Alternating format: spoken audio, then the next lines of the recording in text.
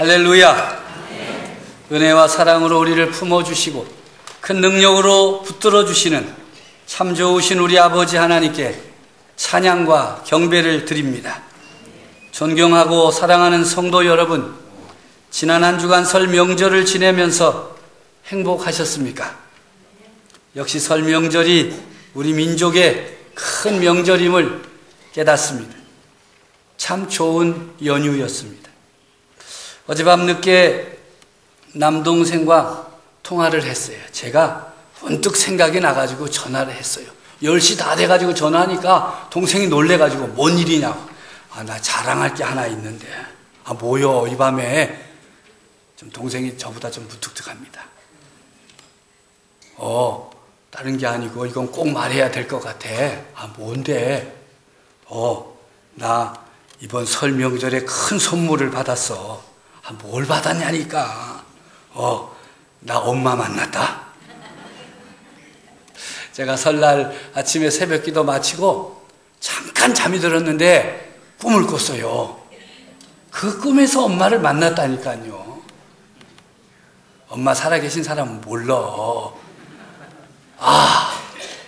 제가 그때는 좀 꿈속에서는 좀 젊었던 것 같아요. 엄마 무릎에 머리를 베고 이렇게 엄마하고 뭘 얘기하다가 뭐라 그랬더니 우리 엄마가 우리 아들 많이 컸네? 그러시더라고요. 그리고 웃고 엄마도 웃고 저도 웃다가 깼어요. 얼마나 아쉬웠는지 말이죠. 한 30년 만에 만났거든요. 그렇게 안 오시더니 이번에 왔다가 잠깐 다녀갔어요. 그래서 설날 내내 행복했어요. 그래서 며느리도 빨리 친정 보냈어요. 기분 좋아가지고. 이렇게 보고 싶은 사람 꿈에서라도 만나니까 얼마나 좋은지. 성도 여러분들은 살아계신 부모님 뵙고 오셨으니 몇 배나 더 행복할까? 이렇게 생각하며 웃음을 지었습니다. 사랑하는 성도 여러분, 부모님 언제나 우리 마음이 있잖아요. 살아계실 때 저처럼 꿈에 보고 좋아서 웃고 이렇게 눈물 흘리고 그러지 마시고 살아계실 때 더 많이 효도하고 행복하시기를 우리 주님의 이름으로 축복합니다. 오늘은 우리를 위해 화목제물로 오신 예수님의 삶을 깊이 묵상하고 또 말씀을 마음에 새기고 기도에 힘쓰는 사순절 첫 번째 의미 있는 주일입니다. 예수께서 제자들에게 이르시되 누구든지 나를 따라오려거든 자기를 부인하고 자기 십자가를 지고 나를 따를 것이니라. 계속해서 말씀하시기를 누구든지 제 목숨을 구원하고자 하면 잃을 것이요 누구든지 나를 위하여 제 목숨을 잃으면 찾으리라. 사람이 만일 온 천하를 얻고도 제 목숨을 잃으면 무엇이 유익하리요? 무엇을 주고 제 목숨과 바꾸겠느냐 말씀하십니다. 이 말씀을 이 사순절 기간 깊이 묵상하는 성도 여러분들이 되고 묵상을 통하여 은혜를 받고 어떻게 살아야 할 것인가 다시 한번 새롭게 정립하는 기회로 삼아 가시기를 바랍니다. 첫째로 우리는 예수님을 따라가야 됩니다. 예수님을 구주로 믿는 사람, 예수님을 믿음으로 구원받은 성도들은 예수님을 따라가야 됩니다. 그렇지 않습니까? 예수님을 믿는다고 하면서 예수님을 따라가지 아니하고 세상을 따르거나 세상에 속한 것들을 대표하는 육체의 정욕과 안목의 정욕과 이생의 자랑을 따라가고 있다면 진정 그가 예수님을 믿는 사람이라고 할 수가 있겠습니까? 그래서 예수님께서 자신을 믿고 따르는 제자들에게 너희들은 나를 따라야 한다. 정신을 차리고 나를 따라와야 된다. 나를 잃어버리면 안 된다. 큰일 난다. 길 잃어버린 아이처럼 된다.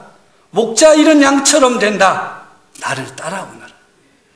어떻게 하여야 정신을 똑바로 차리고 예수님을 따를 수 있겠습니까? 성경에 보니까 예수님이 두 가지로 가르쳤어요. 첫째는 누구든지 나를 따라오려거든 자기를 부인해라. 어떻게 하는 것이 자기를 부인하는 것입니까? 자기 소견에 옳은 대로 살지 않는 것입니다. 자신의 사고방식과 삶의 틀을 내려놓는 것이 자기를 부인하는 것입니다. 자기를 위하여 살기를 포기하는 것입니다. 자기 뜻을 죽이고 예수님의 뜻에 순종하는 것이 자기를 부인하는 것입니다. 왜 예수님을 따르기 위해 자기를 부인해야 됩니까? 자기를 부인하지 않으면 자기를 따라가야 할 예수님을 따를 수가 없기 때문입니다. 사람이 두 주인을 섬길 수 없다고 하셨습니다. 두 번째로는 자기 십자가를 지고 나를 따르라고 하십니다. 무엇이 자기 십자가입니까? 예수님을 따르기 위해 내려놓아야 할 것이 바로 자기의 십자가입니다. 내게 있는 육체의 정욕과 안목의 정욕과 이생의 자랑이 바로 예수님을 따르기 위해 내가 내려놓아야 할 것이기에 나의 십자가입니다. 제자들에게 십자가를 진다는 것은 매우 큰 충격이잖아요. 왜냐하면 그 당시 십자가는 흉악한 죄인들에게 주어진 형벌인데 자기 십자가를 지라고 하는 것은 형벌을 당하라는 것이기에 큰 충격이었습니다. 그럼에도 예수님은 누구든지 나를 따라오려거든 자기를 부인하고 자기 십자가를 지고 나를 따라오라. 따라오려거든 제대로 따라와라. 왜 그렇게까지 십자가를 지고 예수님을 따라가야 하는 것입니까? 그것은 바로 예수님에게 생명이 있기 때문입니다. 예수님에게는 부활의 생명, 영원한 생명이 있습니다. 할렐루야. 누구든지 제 목숨을 구원코자 하면 잃을 것이요 누구든지 나를 위하여 제 목숨을 잃으면 찾으리라. 예수님에게 있는 부활의 생명, 영원한 생명을 받기 위해서는 예수님을 믿고 예수님을 신뢰하여야 합니다. 목숨을 걸고 자기를 부인하고 자기 십자가를 지고 예수님을 따라가야 하는 것입니다. 사람이 만일 온 천하를 얻고도 제 목숨을 잃으면 무엇이 유익하겠습니까? 로또로 500억 원이 당첨됐는데 그날 밤 죽으면 무엇이 유익하겠습니까? 사람이 무엇을 주고 자기 목숨과 바꾸겠습니까? 그렇지 않습니까? 이렇게 말씀하시는 예수님은 그 당시 사람들이 예수님 믿고 따른다고 하면서도 실천에 옮기지 않는 것을 매우 안타깝게 여기셨습니다. 저렇게 살다가는 실패할 수밖에 없고 죽을 수밖에 없고 망할 수밖에 없는 모습이 너무나도 안타까웠습니다. 그래서 너희의 살 길이 이것이다 라고 분명하게 말씀하신 것입니다. 오늘 우리들이 이 음성을 들어야 합니다. 이렇게 살아야 영원한 생명, 부활의 생명, 예수 그리스도를 통하여 얻는 참 생명을 얻을 수가 있습니다. 우리의 살 길은 오직 예수님밖에 없습니다. 우리의 살 길이 오직 예수님밖에 없다는 것이 찬송의 가사로 그쳐서는 안 됩니다. 우리의 삶의 고백이 되어야 하고 우리의 삶으로 증거되어야 합니다. 각 시대마다 비상벨을 울리시는 하나님을 바라보는 성도들이 되시기를 바랍니다. 각 시대마다 하나님께서 비상벨을 울려주셨습니다. 노아 시대 때 하나님이 비상벨을 눌렀는데 노아 시대가 살던 시대 온 땅이 하나님 앞에 부패하여서 포악함이 온 땅에 가득하였다. 성경은 증언하고 있습니다.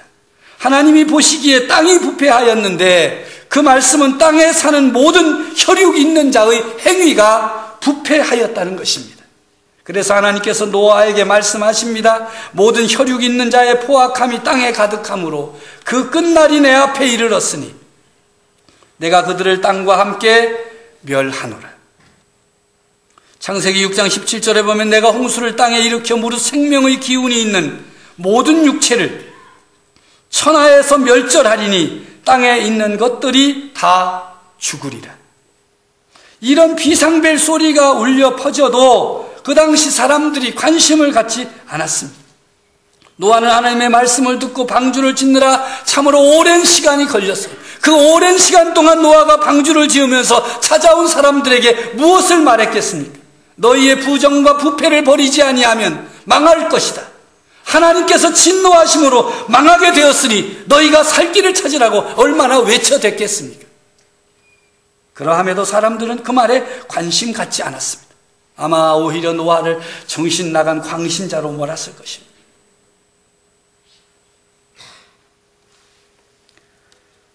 아브라함 시대 때 하나님께서 또 비상벨을 울리셨습니다. 창세기 18장 20절에 보면 여호와께서 또 이르시되 소돔과 고모라에 대한 부르짖음이 크고 그 죄악이 심히 무거우니 내가 이제 내려가서 그 모든 행한 것이 과연 내게 들린 부르짖음과 같은지 그렇지 않은지 내가 보고 알려 하노라.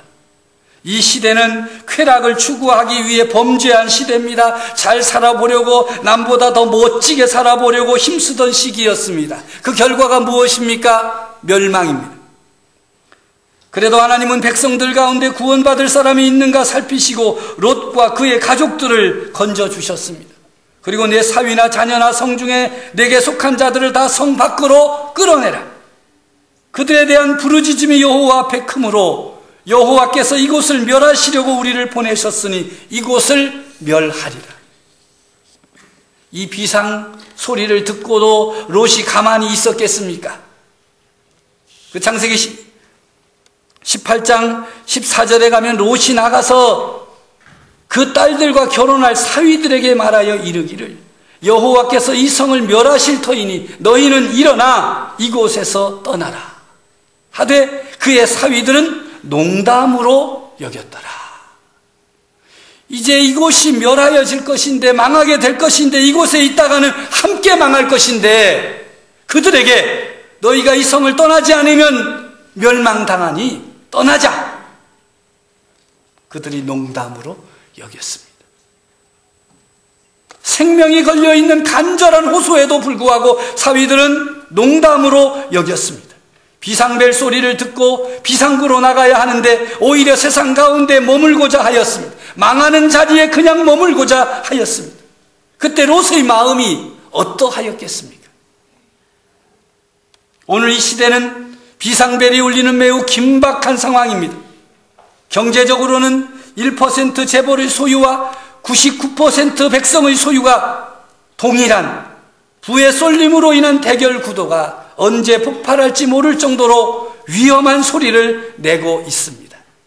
사회적으로는 계급 논란이 각 곳에서 파열음을 내고 있습니다. 언젠가부터 시작된 금수저, 흑수저 논란이 대표적인 계급 갈등입니다. 모든 사람이 평등하다는 자유주의 세계에서 살아가기에 사람들 사이에 계급이 없다 말하였는데 가만히 살펴보니까 부모의 능력과 소유에 따라서 자녀의 미래가 결정되고 있는 현대판 계급 갈등 논란이 벌어지고 있는 것이 현실입니다. 양반과 상민과 천민으로 나누어 사람을 비인격적으로 대했던 우리나라가 이제는 금수저를 물고 나온 사람, 은수저, 목수저 물고 나온 사람, 흑수저 물고 나온 사람으로 계급이 결정되고 그 계급에 따라 삶이 달라지는 갈등이 빚어내는 파열음, 비상신호가 울리고 있습니다. 정치적으로는 대한민국과 북한의 극한 대립, 대결 구도가 매우 위험한 신호를 보내고 있습니다. 핵실험, 장거리 미사일 발사, 대북 제재의 방법으로 개성공단 폐쇄 등으로 마주 달리는 기차처럼 폭주하고 있습니다. 대통령을 비롯한 모든 행정 관료들이 북한의 핵 문제를 어떻게든 해결해 보려고 고심하는 모습에 격려의 박수를 보내면서도 남북 관계의 유일한 통로를 막음으로 인해 남북의 대립이 이제 끝장 대결이 되므로 위태로운 상황에 안타까운 마음을 금할 길이 없습니다. 현실적으로 북한은 이제 세계 어느 나라와도 전쟁을 치를 수 있는 핵무기를 보유한 나라로 부상하고 있습니다. 이러다가는 북한의 핵무기를 파괴하기 위해 미국의 선제 공격 그리고 전쟁이라는 시나리오도 일부에서 그 얼굴을 드러내고 있습니다. 그렇게 되면 남과 북이 다 같이 망하는 것입니다. 50년 후퇴할지 100년 후퇴할지 아무도 장담할 수 없습니다. 우리나라 밖에서 살고 있는 해외 동포들은 이런 소식을 들으며 매우 불안해하고 걱정을 하고 전화를 하는데 이 나라 안에 살고 있는 사람들은 마치 남의 나라 이야기하듯 합니다. 아, 그랬대야? 또 그랬대야? 거참, 그러면 끝이야. 도무지 비상벨 소리를 듣지 못하고 있습니다. 북한이 핵실험을 하고 또 미사일 쏘아대고 그러면 그 다음날 새벽에 교인들이 많이 올 줄 알았어요. 불안해가지고 잠이 어떻게 오는겨? 정말 믿음 좋구나 그랬어요, 우리 교인들. 하나님이 다 보호해 주시겠지. 안 와? 영적으로도 심각합니다.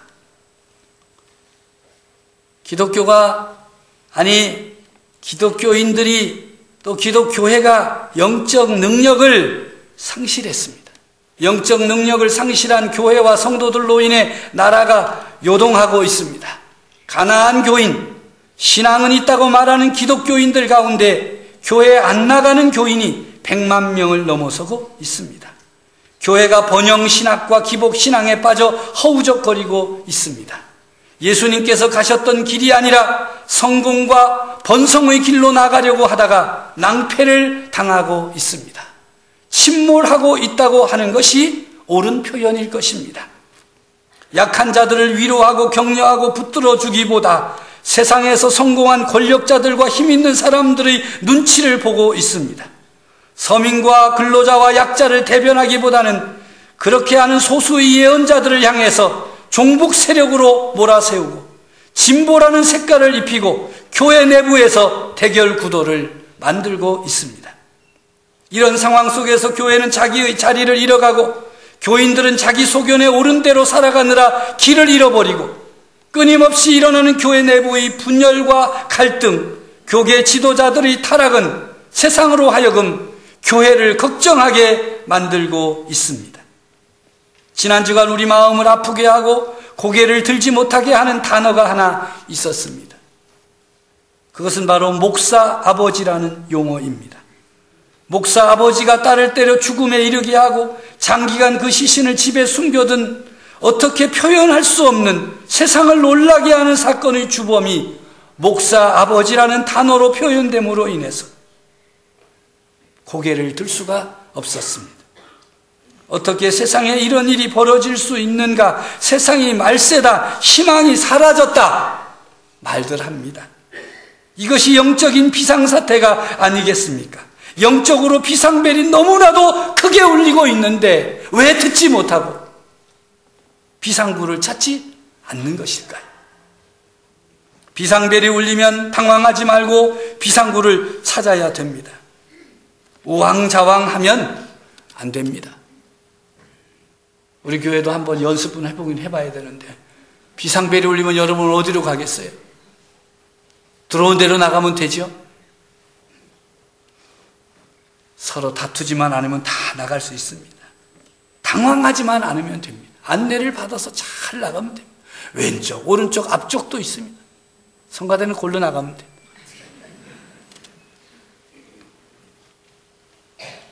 비상벨이 울렸는데 누가 그랬냐? 왜 그랬냐? 따지느라고 시간을 허비하면 안 됩니다. 비상벨이 울리는데 누가 장난한 것이겠지? 또는 비상벨 소리 참 듣기 좋다. 그 소리 감상하고 있어도 안 됩니다. 비상벨 소리가 들리면 신속하게 안내를 받고 그곳으로 나가야 살 수 있습니다. 오늘 이 시대가 말씀드린 대로 비상벨이 울리는 시대임에도 너무나 많은 사람들이 이 소리를 알아듣지 못하고 있습니다. 두 가지 이유입니다. 하나는 탐욕 때문입니다. 다른 하나는 증오 때문입니다. 탐욕에 사로잡히면 다른 것이 보이지 않습니다. 어떤 소리도 들리지 않습니다. 오직 자기의 욕심을 채우기 위해 맹렬히 달려갈 뿐입니다. 그렇게 하다가 망한다고 경고하여도 이 탐욕 때문에 멈추지 않습니다. 멈출 수가 없습니다. 그러다가 결국 망합니다. 탐욕에 사로잡히면 하나님도 탐욕의 도구가 돼요. 자기 욕심을 채우는 도구밖에 더 이상 아무것도 아닙니다. 또 증오와 미움에 사로잡혀도 동일합니다. 상식도 통하지 않습니다. 증오하기 때문에 상대방의 파멸만 바라기 때문에 온갖 모략과 수단 방법을 가리지 않는 음모에 덫을 놓고 상대방을 쓰러뜨리려고 합니다. 그렇게 하다가 서로 다 망한다고 아무리 경고하고 말해도 하여튼 저놈만 죽으면 내가 죽든지 말든지 상관이 없다. 그게 우리나라 대대로 내려오는 악한 영이에요. 부모의 원수를 갖기 전에는 절대 내 눈을 감지 못한다고 전해라. 그러면서 그리고 저 원수만 죽일 수 있다면 내 목숨조차 아끼지 않겠다고 전해라. 이런 증오가 있어요. 미움이 꽉 차 있어요. 그렇게 하다가 다 망한다는데, 그렇게 살면 안 된다고 비상벨을 울려대는데도 아랑곳하지 않습니다. 참으로 허탄한 인생입니다. 정치, 사회, 경제, 영적으로 비상벨이 울리고 있는 이 비상시대에 우리가 나아가야 할 비상구가 어디에 있습니까? 그 답은 오직 하나입니다. 하나뿐입니다. 이 시대의 비상구는 예수 그리스도 한 분뿐이십니다. 내가 곧 길이요 진리요 생명이니 나로 말미암지 않고는 아버지께로 올 자가 없느니라. 예수님의 자기 선언입니다. 비상벨이 울리는 이 시대의 비상구는 길이요 진리요 생명이신 예수 그리스도밖에 없습니다. 미움과 증오가 해결책이 될 수 없습니다. 탐욕과 쾌락이 해결책이 될 수 없습니다. 원망과 비난도 해결책이 될 수 없습니다. 강력한 무기와 견고한 군사동맹도 그 해결책이 될 수 없습니다. 이 비상시대의 유일한 해결책은 우리 인생의 구원자이신 예수님 한 분뿐이십니다. 왜 그렇습니까? 우리의 죄를 깨끗하게 씻기시고 우리를 하나님과 화목하게 만들기 위해 하늘 보좌를 떠나 이 땅에 오셔서 십자가 상에서 자기를 화목제물 삼으신 예수 그리스도, 죽음의 권세를 깨뜨리고 다시 사신 예수 그리스도가 우리의 유일한 구원자이시요 구세주이시기 때문입니다. 이것이 우리를 향한 하나님의 계획이요 뜻입니다. 사순절은 이렇게 비상시대를 살고 있는 우리들이 당황하거나 방황하지 않고 우리의 길이요 진리요 생명이신 예수 그리스도를 굳게 붙들고 깊이 묵상하고 그 뒤를 따라가므로 비상구를 통해 안전함을 얻는 것처럼 안전하고 든든하며 평안을 누리며 그 사명을 감당하는 것입니다. 사순절 첫 번째 주일 아침, 하나님의 부르심을 받은 거룩한 형제와 자매 여러분, 우리가 믿는 도리의 사도이시며 대제사장이신 예수님을 깊이 생각하시기를 바랍니다. 여러분들이 믿는 믿음의 도리를 굳게 잡으시기를 바랍니다. 모든 무거운 것과 얽매이기 쉬운 죄를 벗어버리고 인내하면서 믿음의 주요 또 온전케 하시는 우리의 구주 예수 그리스도를 바라보십시오. 여러분의 시선을 주님께 두십시오. 그곳에 길이 있고 생명이 있습니다. 예수님을 통해 삶의 비상구로 나아가 여러분뿐만 아니라 여러분을 따르는 자들이 생명을 얻는, 영원한 생명을 누리는 행복한 성도들, 사명을 감당하는 성도들이 되어지기를 간절히 바랍니다.